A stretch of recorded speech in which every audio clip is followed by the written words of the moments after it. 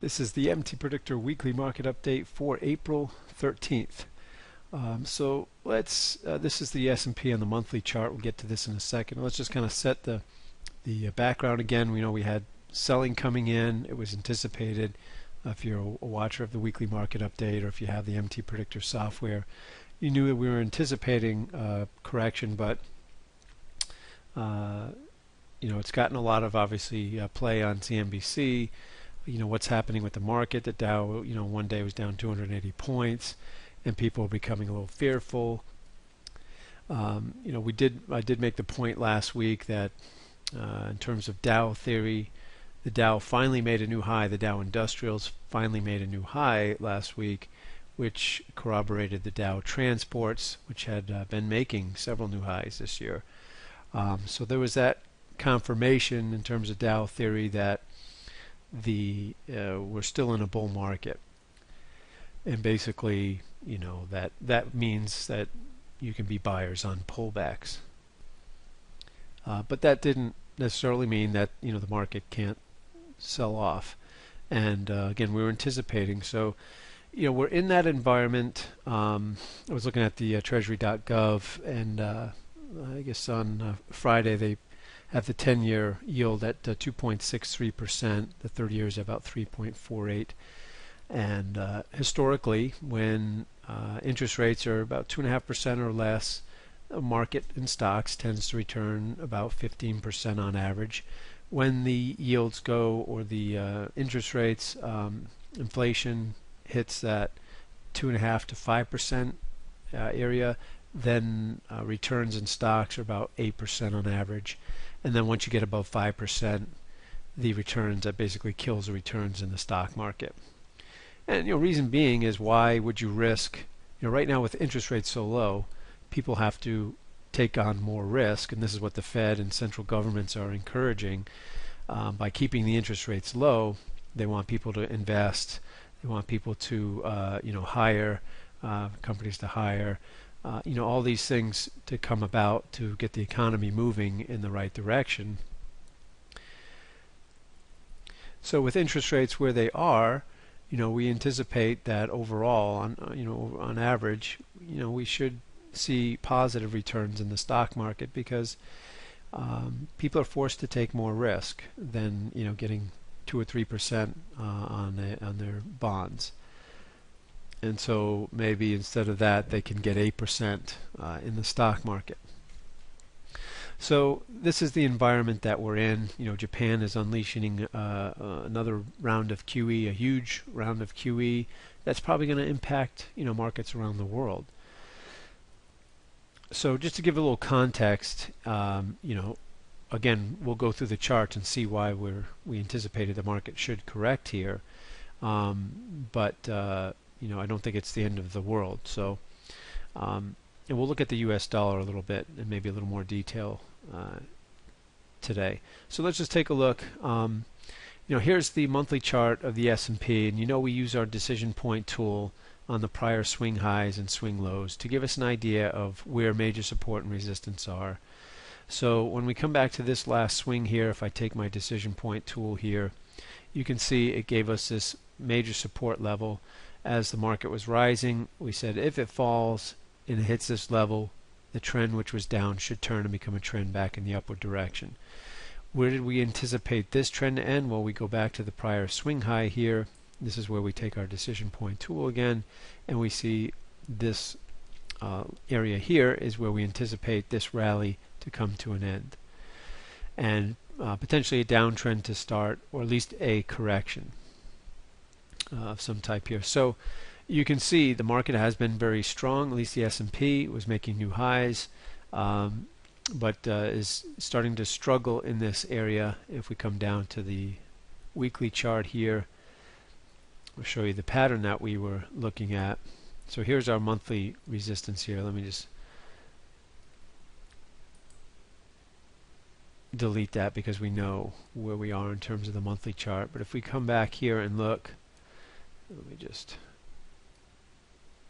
make this a little bigger here. and see where are we here. I'm going to ask the software, where are we in the trend here? I choose the Elliott Wave Intermediate tool, and you can see the software says, well, yeah, this 5-wave pattern up. Right, and the tendency is when we've gone wave 5 up, right, we tend to at least get a correction back to the wave 4 DP. To this level here, which is sitting around 1715 area. All right, so we closed around 1811 on last week on Friday, and so we have the potential to correct back to this area. Doesn't mean that it will, all right, but if you're shorting this, there would be your target, in terms of the weekly chart. Now, if we go down to the daily chart, in other words, so we were anticipating that the market, having gone 5 waves up on the weekly chart, should correct. We should get a correction here. It doesn't mean that the uptrend is over. It just means that we should be correcting. All right, let's go down to the daily chart here, and we can see, all right, we can take our decision point here, and it told us there's our resistance area, and so we had this nice big red seller's candle here. You see the high volume spike, this red high volume spike here. That was an indication that professionals were selling here and not buying. Market was moving higher here, and then we had the high volume indicating that professional selling was coming in. So now we have a couple levels. There's a swing low here and a swing low here. We can take our decision point tool, and we can see that the market has sold off right into our support levels here. So this is a critical area. We closed with a blue candle on the day on Friday, which tells us that buyers were overcoming sellers. We don't have any indication that professional buying was stepping in, but we did have buyers overcoming sellers here. This is an area we would anticipate that the market should rally off this level. Now, if we sell off, continue just to go through this area, we close below this area, and whatever the low is gets taken out. Now this correction, becomes a little more serious, because here's your next major support, and that's your weekly wave 4 DP from the wave 5 high in the weekly chart. So there's a lot of room down here, all the way down around 1712, which we looked at, 1715 area. Okay, so we'll see if this area holds as support and we get some type of rally here. We could get, if the rally is very weak and it rolls over again, then they may take this area out, and there may be more behind this to the downside. If this area holds as support here, then maybe we, like I said a few weeks ago, I anticipate we may get, we kind of got a false break to the upside here, maybe a false break to the downside here, and we're just going to kind of chop around.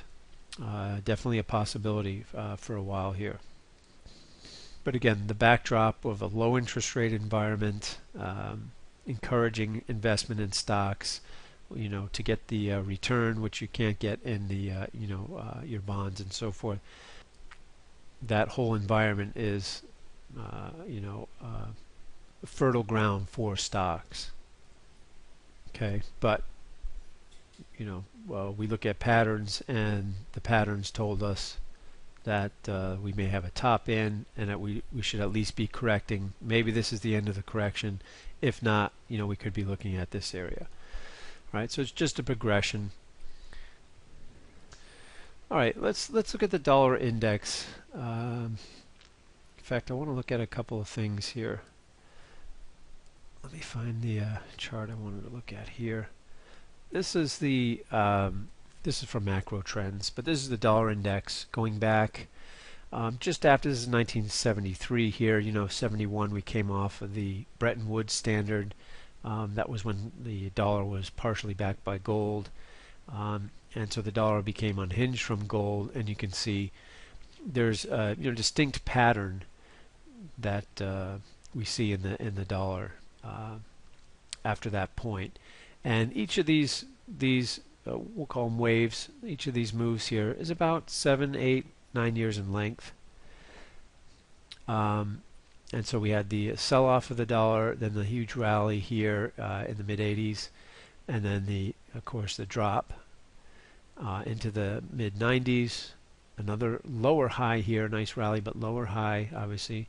another 7-8 year period here, and then another 7-8 year period. So there's been about 1, 2, 3, 4, 5 cycles of about 7-8 years apart, and so we've started a new cycle over a few years, which has not gone very far compared to these other cycles. Now we anticipate that we've been getting lower highs, but this one obviously we anticipate maybe coming in here somewhere. All right, so let's look at the chart on that, because the reason I bring that up, let's look at the dollar index in terms of the monthly chart here. So again, here's our monthly major decision point support in the dollar here. We know we got that a rally here, and now we got an ABC correction. It's the first ABC correction off the impulse rally off of the major support here. So this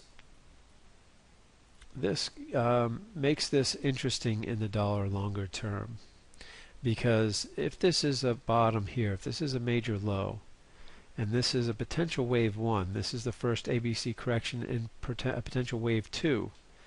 Alright, so we could see a rally in the dollar into this typical wave 3.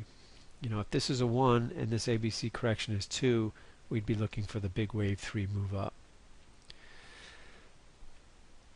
Alright, now this is the monthly chart. This is big picture stuff. Okay, it's not going to happen in the next few weeks, next few months. Okay, so but there's the potential there based on what we've seen in the past and how these cycles have been going in the dollar. If we kind of drill down, we go down to the weekly chart here. This was our major buy signal in the dollar here. This is where your Jim Rogers and those folks were buying the dollar in here because they knew it was oversold. That's where we got the buy signal. It's hit this target, which has been a major resistance area for the dollar. It hasn't been able to get through that level, but we'll see if eventually they're going to take this level out. And if they do, we'll go in stages here, but here's your next series of swing highs here. Here's the highest of this series of swings here, and so next level here, and then eventually this area would be your wave 3 target on the monthly chart. So we'll see. It's got to take this level out here. It hasn't been able to do it yet. You can see it's been rejected off of that level a few times. It has made a little progress each time. So we had a high here, a higher high, and a higher high, but still getting rejected at that level.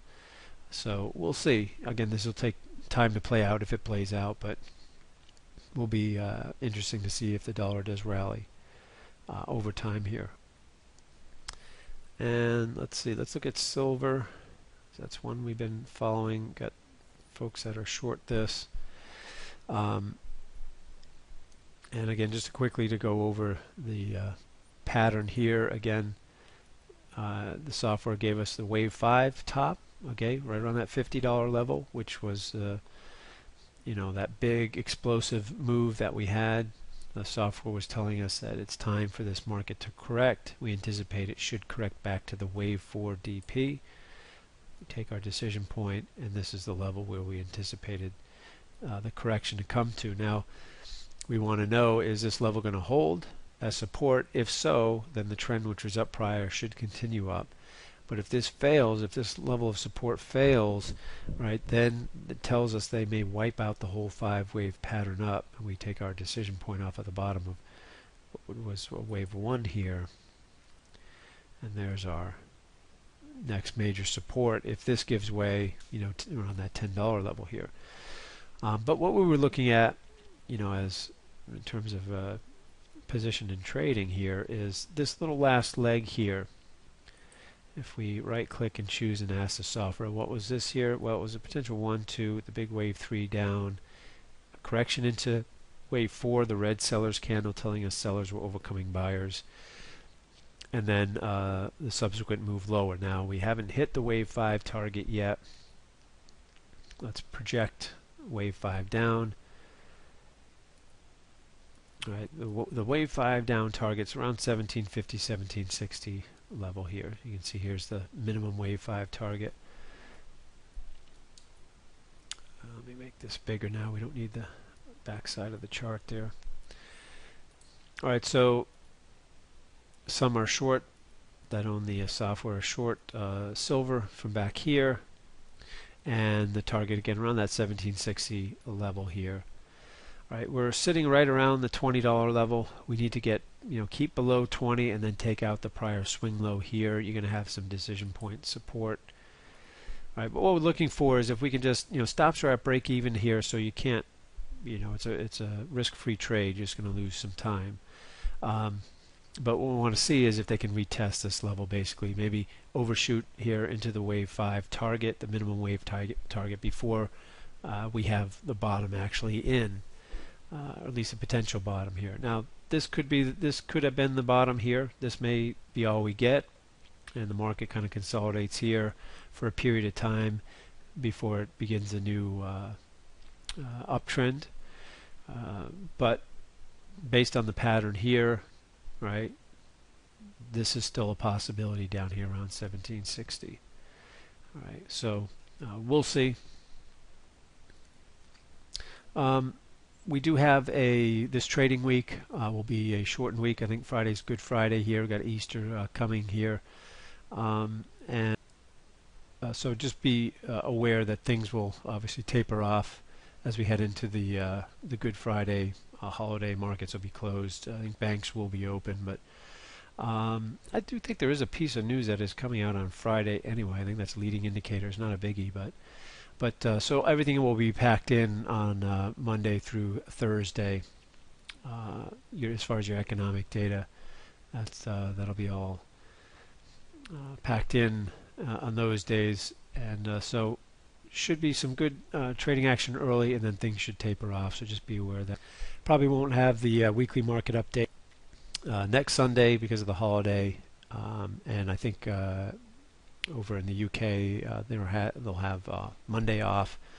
So I might do an update on Monday or Tuesday after the holiday kind of winds down. We'll see. So until then, wish you a good trading week, and we'll see you back when we get back after the holiday.